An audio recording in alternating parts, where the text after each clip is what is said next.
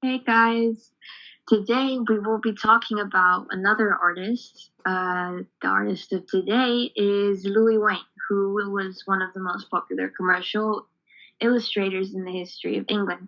He is most known for his very pretty and cute cat illustrations, which he put in many newspapers and books.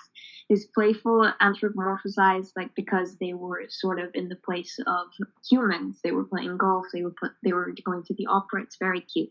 Of grinning kittens took Victorian society by storm. Some might say that he was delusional due to his family, specifically his sister, having a history of mental illnesses. However, he was never officially diagnosed, so we don't know whether he was actually delusional. But his cat drawings were certainly something that the world had never seen before. He believed that cats were evolving to communicate with humans, and that they would ultimately turn blue. You can imagine why people thought he was a kind of mental. He was also quite interested, and we will mention this topic again, the idea of electricity.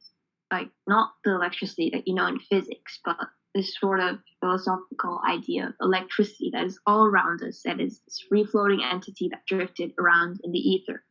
I will explain this again later. While he was never officially diagnosed with schizophrenia, many people up to this day still believe that he suffered from this condition.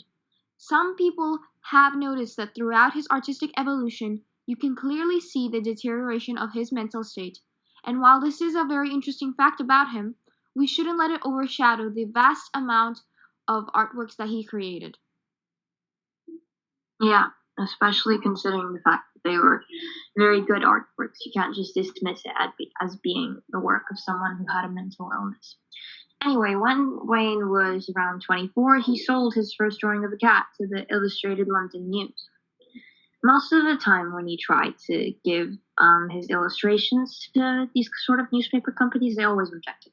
However, this time, when he used the drawing of the cat, which he was inspired by his wife, which my friend will explain later on, and how he got inspired to draw a cat specifically. However, anyway, he gave the drawing of the cat to the Illustrated London News, and 2 years after this, he got his first real taste of success. They finally accepted the illustrations that he gave to them. Tragic backstory time, yay! In 1883, Wayne married Emily Richardson, and not long after they got married, she got sick. Over the course of her prolonged illness, the illustrator, her husband, tried to keep her spirits up by drawing little illustrations of cats. She was very delighted when in autumn 1886 she saw their cat depicted in his book. There must have been a lot of joy when, and a few months later, Wayne was commissioned again to illustrate London's news and draw more illustrations based on their cat.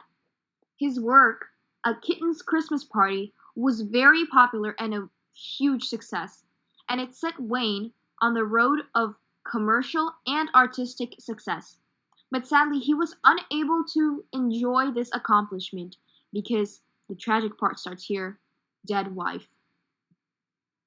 Yeah, she passed away sadly, and that was only one of the starting tragic points of Louis Wayne's life.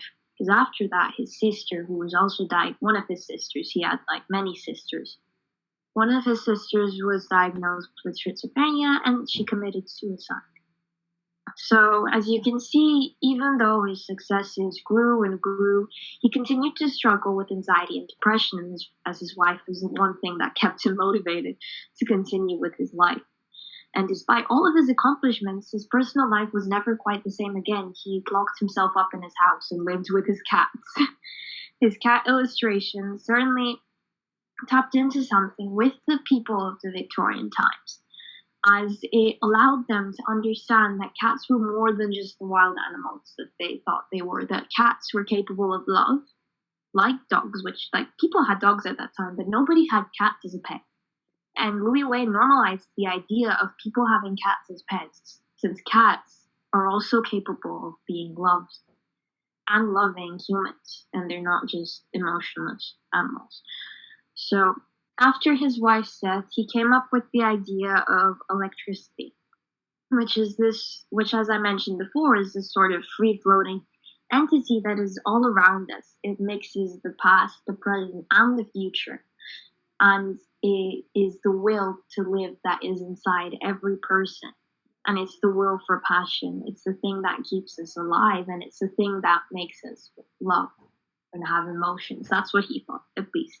And he thought that cats also had this electricity in them, and that's how cats are able to communicate with him, apparently. So you can see why people thought he was delusional. So because he began to have the idea that he was able to talk to his cats. He actually did talk to his cats a lot. It's kind of cute. But you can see why they thought that he had a mental illness. But anyway, this idea of electricity is prevalent in the works he did further on as well, when his works become increasingly vibrant and sort of almost hypnotizing by the end of his life. So, yes, we will come back to this idea of electricity again. Okay, so as an illustrator, Wain was very prolific, a regular contributor to the British magazines and newspapers. His images populated a lot of the era's most beloved children's books and postcards. During the 1900s, Wain was producing on average 600 new designs every year, and his annual output of cards or cats could reach up to 1,500. In his lifetime, he had 16 hugely successful Christmas annuals, and he illustrated more than 200 books. For a brief period, he even tried out ceramics, creating a collection of interesting and brilliant futuristic cats. Wain was very loved and was easily considered a celebrity of his day. He became known as a leading authority on everything about cats, and was elected president of the National Cat Club, which is pretty cool. Oh yeah, intermission here is this National Cat Club actually approached him after he started doing his cat illustrations, because they were like a group of people who had cats as pets, which was not normal at that time. And they approached him and asked him to be their president, and he was like, sure. And then he became the president, and this allowed their club to spread even further and become more popular. And you can see how the idea of cats becoming pets was normalized into the society, as everyone knew now about how cats can be cute, how cats can be lovely, and cat competitions also became a thing. Which he was a judge in a lot of cat competitions, and he was involved in a lot of animal charities. This helped bolster the community's love and appreciation for domesticated cats. But it wasn't just England that fell in love with Wain's artworks. He was also a huge success in America between 1907 and 1910. He contributed cartoon strips at Hearst's New York Journal American, and tragically, this was his last regular job, so no job. Yeah, unfortunately, his tragic backstory caused him to become emotionally unavailable to have a regular job again. Anyway, talking about Wain in terms of business, you could say that he lacks business acumen, and he was often exploited because of this, because he trusted people unconditionally most of the time, and a lot of the time he was exploited due to this. He sold his work outright. He was just like, take it. He didn't ask for royalties. And obviously the newspaper companies exploited him for this, and they didn't give him the full amount of money that he was deserved. So by the time the war broke out in 1914, he found himself struggling to find a market amongst the wartime paper shortage. By the 1920s, he was in poverty. His depression continued, his mental health deteriorated. He was eventually sent to the London Springfield Mental Hospital in 1924. You see, this was due to the fact that the Victorian society doesn't have a great understanding of mental health and illnesses at the time. So whenever someone got mad or had an anxiety attack, they just sent them to the mental hospital, which wasn't beneficial at all, by the way, but what can you do? You don't have any knowledge on what a mental illness is. So they didn't know what mental illness Wain had or what he was suffering from, so there was no way that they could help him. So they just sent anyone who had a mental illness to the asylum. So he got sent to the asylum. And in the asylum, you weren't allowed to bring your pets. So Wayne had to leave all of his cats behind. Don't worry, they were taken care of by the National Cat Club.